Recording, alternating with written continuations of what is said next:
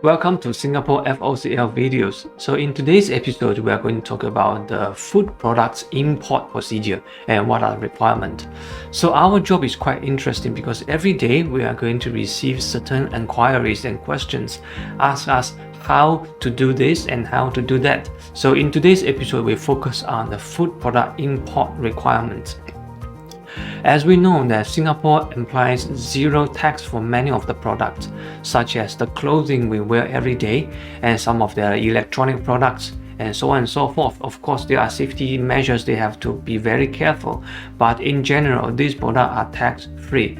And when they import, right, they have to pay a 7% GST, and I think that's all the tax that they have to pay now.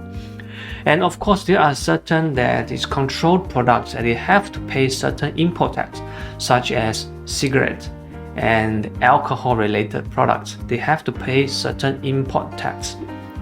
So when we import certain products into Singapore, there are the procedures we have to follow. First, you must have a company in Singapore.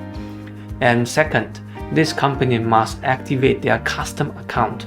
In other words, this company has to be registered with Singapore Customs. Then this company will have the right or is entitled to declare product import when the product arrives in Singapore port. And since today we are going to talk about the food products import, so we are focused on this. So for food import, other than the incorporating a company and register custom account, and for food importers, they have to register license with Singapore Food Agency. There are basically four major import licenses. First is a license for import and export transshipment of meat and fish products. These are the raw and fresh products. And second is the license for import transshipment of fresh fruit and vegetables. And third one is the license to import table eggs, so-called the fresh egg.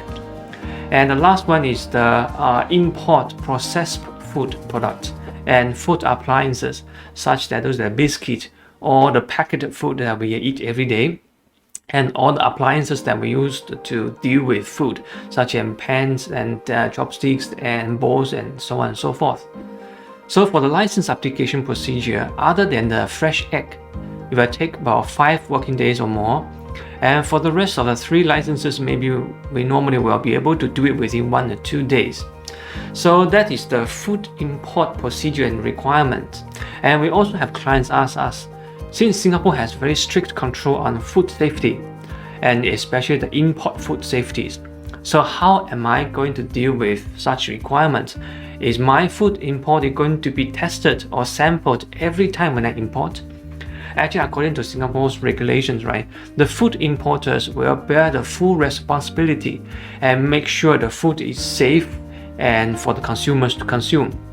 So when your product arrives in Singapore port, the import, right, is going to be sampled by the customs officers and by Singapore Food Agency officers.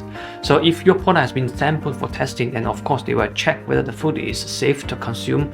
Does it contain any contaminants or any forbidden ingredients or heavy metals inside?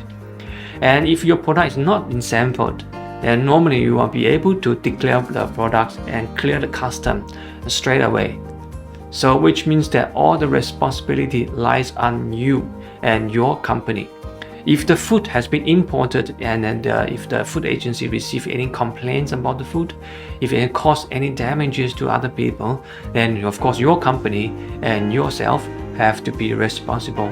Fully 100% responsible for the food safety the results or the consequences. And this is the episode related for food import and the food import procedure and requirements. So if you have any questions related to this episode, please comment below, and we will try to answer your questions as soon as possible. And we will see you next time in our video.